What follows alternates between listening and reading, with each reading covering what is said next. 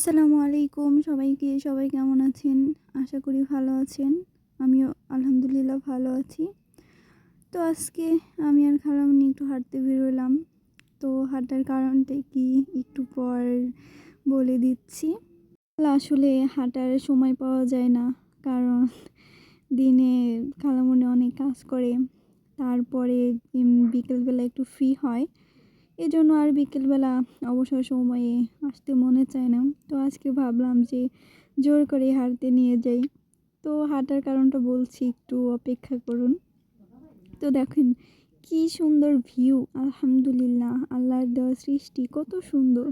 আমারও প্রাইভেট শেষ করে তারপর আসলাম, কারণ আজকে আমার বিকেলে প্রাইভেট ছিল, সকালে ছিল কিন্তু কোনো একটা কারণে যেতে পারিনি। এর জন্য প্রাইভেট টিচার পরবর্তীতে আমাকে বিকালে দিয়েছে।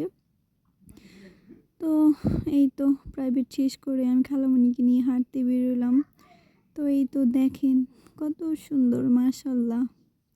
সরিষা ফুল দেখতে আবারও চলে আসলাম, কারণ শীতের দিনে সরিষা ফুল দেখতে খুবই ভালো লাগে। সরিষা ফুল একদম দেখেন পুরো চক একদম হলুদ হয়ে গেছে, দেখতে কত সুন্দর লাগছে। বলুন তো আমার হাতে এটা কি?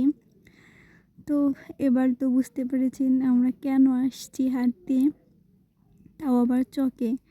তো এই তো দেখেন শাক তুলতে আসছি আমি আর খালামণি। তো এই শাক নাকি খেতে অনেক মজা, আমার খালামণি বলল। অবশ্য শাকের আমি নাম জানি না। তো দেখেন আমি কিছু শাক হাতে উঠিয়ে নিলাম।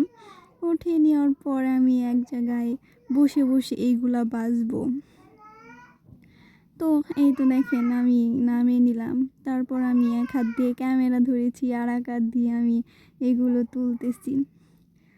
এই তো শাকগুলো একদম সরিষা ক্ষেতের মধ্যম। তো আমরা সরিষা ক্ষেতের ভিতরে ঢুকে তারপর এই শাকগুলো তুলতেছিলাম। তো শাক তুললাম, তোলার পর আমি হাতে করে ভিতর থেকে আমি তুলতে পারি না গাছ থেকে। তো এর জন্য আমি সবগুলো শাক আমি একদম গাছ শুদ্ধে উঠিয়ে তারপর বাহিরে নিয়ে আসে তারপর আমি। এই তো আপনারা কি এই জায়গাটি চিনতে পারছেন? চিনতে পারলে অবশ্যই জানাবেন।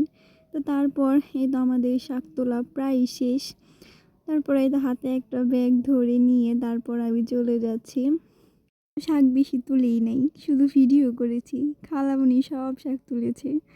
তো এই তো আমাদের শাক তোলা শেষে আমরা এখন বাড়িতে যাচ্ছি। তো ভিডিওটি অবশ্যই ভালো লাগলে সাবস্ক্রাইব করে পাশে থাকবেন।